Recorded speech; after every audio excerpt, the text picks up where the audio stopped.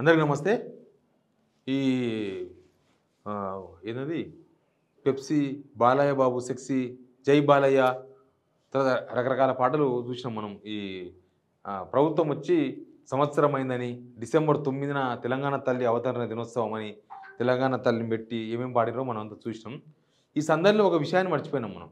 ఏందంటే వీళ్ళు పెద్ద ప్రోగ్రెస్ రిపోర్ట్ జనాలను మభ్యపెట్టనీకే, జనాలను తప్పుదో పట్టనీకే, జనాలను డైవర్షన్ చేయనీకే.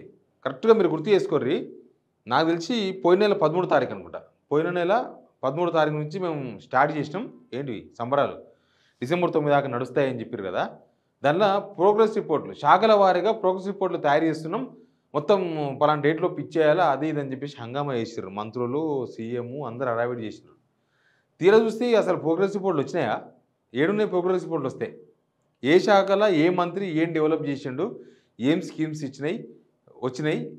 ఎక్కడ జనాలకు వచ్చినాయి? ఎంతమంది జనాలకు వచ్చినాయి? అవేగా ప్రోగ్రెస్ రిపోర్ట్ అంటే ఈ సంవత్సరంలో కాంగ్రెస్ గవర్నమెంట్ సాధించిన అభివృద్ధి, చేసిన అభివృద్ధి, జనాలకు అందిన సంక్షేమ పథకాలు ఇవే ప్రోగ్రెస్ రిపోర్ట్‌లు. పలానా దానిలో పలానా వచ్చినాయి, పలానా శాఖలో పలానా ఇచ్చినాం. ఇప్పుడు ఇది ఉంది రెవెన్యూ ఉంది. రెవెన్యూలో వీళ్ళు ఏం చేసిండ్రు?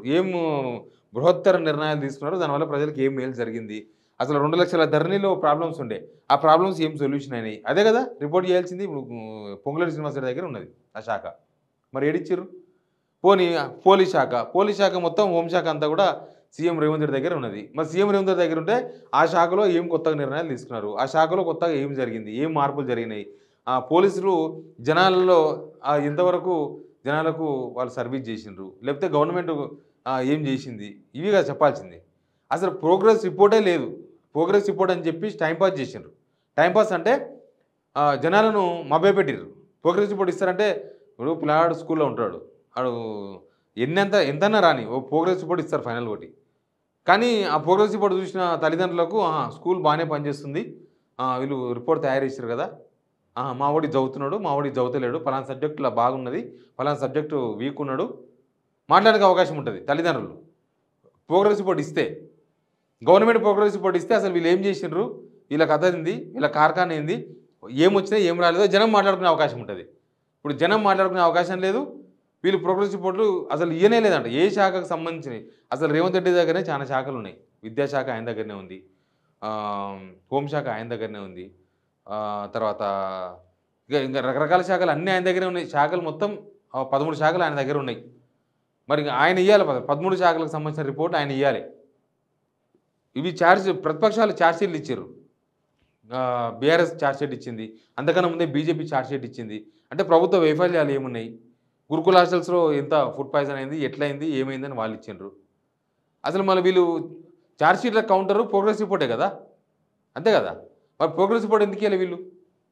అసలు ఎందుకు ఆ శాఖలకు సంబంధించిన ప్రోగ్రెస్ రిపోర్టు ఎందుకు అసలు తయారు చేయలేదు? ఆఫీసర్స్ తయారు చేయలేదా? అసలు వద్దని ఉత్తగా జనాలకు చెవులో పువ్వులు పెట్టడానికే ప్రోగ్రెస్ రిపోర్ట్ అని చెప్పేసి డ్రామా ఆడినరా వీళ్ళు? వస్తే ఏడున్నాయి, వస్తే బయట పెట్టాలి. పలానా సాంఘిక సంక్షేమ శాఖలో ఎంత ప్రోగ్రెస్ రిపోర్ట్ ఏమి ఇచ్చారు, ఎంత బడ్జెట్ ఖర్చు పెట్టారు, ఎంత బడ్జెట్ ఇచ్చారు, అదంతా బయట పెట్టాలి. అది చూసినాం కదా మనం. ఒకటి రైతు పండుగ అని పెట్టుకొని 54,000 కోట్ల రూపాయలు ఖర్చు పెట్టినాం. దానిలో చూస్తే ఒక్కడు కూడా రైతుకి ఏం రాలి. రైతుకు వచ్చినా ఏమీ లేవు. రైతుల ధాన్యం కొంటే అది రైతులకు ఇచ్చినట్ట. ఆయన ధాన్యం వేయడంకునే వస్తాయి పైసలు. మీరేంది ఇచ్చేది, గవర్నమెంట్ ఇచ్చేది ఏంది? నేను చెప్పినాక లెక్క 54,000 కోట్లది ఏమీ లేవు అవన్నీ. వీళ్ళు ఇచ్చింది కేవలం రైతు రుణమాఫీ, ఆడికాడికి రుణమాఫీ చేసిర్రు. అదొకటి 18,000 కోట్లు ప్లస్ 22,000 కోట్లు ఒకటి చేసిండ్రు. తర్వాత ఒకే ఒకసారి రైతు బంధు ఇచ్చారు. అది యాక్చువల్గా 700 కోట్లు, కానీ 5,500 కోట్లు 6,000 కోట్లు ఇచ్చేసిండ్రు, క్లోజ్ చేసిండ్రు. ఇంకా మళ్ళీ ఏమి ఇవ్వలేదు. ఇంకా సబ్సిడీలు లేవు, ఏం లేవు, అన్ని తీసిండ్రు. సేమ్ అట్లే మళ్ళీ మిగతా శాఖలకు సంబంధించిన రిపోర్ట్స్ ఎందుకు దాచిపెట్టిర్రు, ఎందుకు అసలు తయారు చేయలేదు, ఎందుకు జనాలకు ఇవ్వలేదు అనేది పెద్ద పాయింట్. ఇక్కడ ఏమవుతుందంటే మీ ఫెయిల్యూర్ మీరు బయటపెట్టినట్టు. ప్రోగ్రెస్ రిపోర్ట్ తయారు చేయలేదు, స్కూల్లో పలానా పిలాంది, ఆ స్కూల్ అసలు ప్రోగ్రెస్ రిపోర్ట్ తయారు చేసలేరంటే మీ స్కూల్ అంతా డమ్మీ అనమాట. మీ స్కూల్లో ఏం పాఠాలు చెప్తలేరు, మీ స్కూల్లో ఏమి లేవు, అందుకే ఆ ప్రోగ్రెస్ రిపోర్ట్ ఇస్తే జనాలు తల్లిదండ్రులు రివర్స్ అవుతారని చెప్పి మీరేమి ఇస్తలేరు అని అర్థం. ఇప్పుడు వీళ్ళు కూడా ప్రోగ్రెస్ రిపోర్ట్ బయట పెట్టుకోలే. ప్రతిపక్షాలు ఛార్జ్షీట్లు వేసినా వీళ్ళు ప్రోగ్రెస్ రిపోర్ట్ బయట పెట్టుకోలేదంటే చేసింది ఏమీ లేదనా, లేకపోతే అబద్ధాలు చెప్తే మేము ఈ స్కీమ్ అమలు చేసినాం, మా స్కీమ్ అమలు చేసినాం. చూసినాం సెక్రటరీ చుట్టూ మొత్తం మహిళలకు 2,500 వచ్చినాయా? రాలే. కానీ పెట్టుకున్నారు అట్లా. రైతు బంధు, రైతు భరోసా, రైతులకు 2 లక్షల రుణమాఫీ దేశంలోనే మొదటిసారి అని పెట్టుకున్నారు. ఇక మనం చెప్పుకోనికి ఏమున్నది, ఇదేంది 5 లక్షల రూపాయల ఫీజు రియంబర్స్మెంట్స్ కార్డులు, అందరికీ కార్డులు యువ వికాసం కింద ఇస్తాం, అది కూడా పెట్టుకున్నారు. ఇచ్చిర్రా ఒకరికన్నా కార్డు?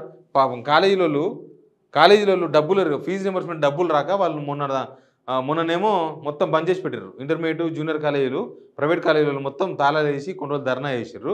ఇప్పుడు ఏకంగా ఇందిరా పార్క్ కాడ ధర్నా చేసిర్రు మొన్న వచ్చి. అప్పుడేదో హామీ ఇచ్చారు పుణ్యాలు చేస్తే, ఆ హామీని నిలబెట్టుకోకపోతే మళ్ళీ వచ్చి ధర్నా చేసిర్రు. మేము కాలేజీ రిటర్న్ నడపాలి, ఫీజు రియంబర్స్మెంట్ ఎట్లా అని. మరి ఫీజు రియంబర్స్మెంట్ ఎట్లా అని అక్కడ 5 లక్షల రూపాయలు కార్డు ఇస్తాను, ఇచ్చినామో? ఇయ్యలే కదా. 5 లక్షల రూపాయల కార్డు లేదు, ₹1,00,000 కార్డు కూడా లేదు. వాళ్ళకి ఇవ్వాల్సింది 30,000. ఆ 30,000 ఫీజు రియంబర్స్మెంటే ఇస్తలేరు. ఇంకా 5 లక్షల రూపాయల క్రెడిట్ కార్డు తర్వాత, క్రెడిట్ కార్డు అయిపోయి ఇస్తామని చెప్పారు, అందుకే క్రెడిట్ కార్డు అంటున్నా. ఇట్లా ఈ ప్రోగ్రెస్ రిపోర్ట్స్ ఎక్కడ పోయినాయి? ప్రభుత్వం వాళ్ళ ఫెయిల్యూర్ను వాళ్ళు బయటపెట్టినట్టు కాదా ఇది? మీ ప్రోగ్రెస్ రిపోర్ట్ ద్వారా నిజంగానే జనాలకు మంచి, మీ ప్రోగ్రెస్ రిపోర్ట్లో ఉందనుకో, పలానా శాఖకి ఇంత కేటాయించినా, పలానా ఇంతమంది ప్రజలకి ఇవి ఇచ్చినామని ఉంటే మంచిగా హ్యాపీ కదా. ప్రభుత్వం ఏం చేసిందో జనాలు తెలిపాల్సిన బాధ్యత ప్రభుత్వం మీద ఉందా? మేము చేసింది చెప్పుకోలేకపోతున్నాం అంటారు ఏమన్నా, పొద్దుగాలు లేచింది పేద ఏడుపులు అవి. చేసింది చెప్పుకోలేకపోతున్నాడు, ఎవడొద్దన్నాడు ప్రోగ్రెస్ రిపోర్ట్, ఎవరు బయట పెట్టుకోవద్దన్నారు? అసలు ప్రోగ్రెస్ రిపోర్ట్ ఏడ ఉంది? ఉత్త ప్రోగ్రెస్ రిపోర్ట్ అనే పేరుతోన టైంపాస్ ఏమో చేస్తున్నట్టు జనాలను భ్రమలో కల్పించేందుకు ప్రోగ్రెస్ రిపోర్ట్ డ్రామా ఆడినట్టుగా చాలా క్లియర్గా కనబడుతుంది. అసలు రేవంత్ రెడ్డి దగ్గర చాలా శాఖలు ఉంటాయి కాబట్టి ఆయన చాలా ఇవ్వాలి. మంత్రులు అదే అన్నారంట, ఫస్ట్ నువ్వు ఇచ్చుకో, ఫస్ట్ నువ్వు ఇవి ప్రోగ్రెస్ రిపోర్ట్లు మస్తుగా నీ దగ్గర శాఖలు, అవి తయారు చేసినాక మేము ఇస్తామని చెప్పినట్టు వీళ్ళు కూడా మంత్రులు. ఇంకా ఆయన ఎట్లా ఇయ్యాడు తెలుసు కదా, ఆయన ఏమి ఇయ్యాడు, వీళ్ళు కూడా ఏమి ఇవ్వలేదు. అట్లా లాస్ట్కి ప్రోగ్రెస్ రిపోర్ట్ కథ కంచికి ఏరింది. Please subscribe signal TV.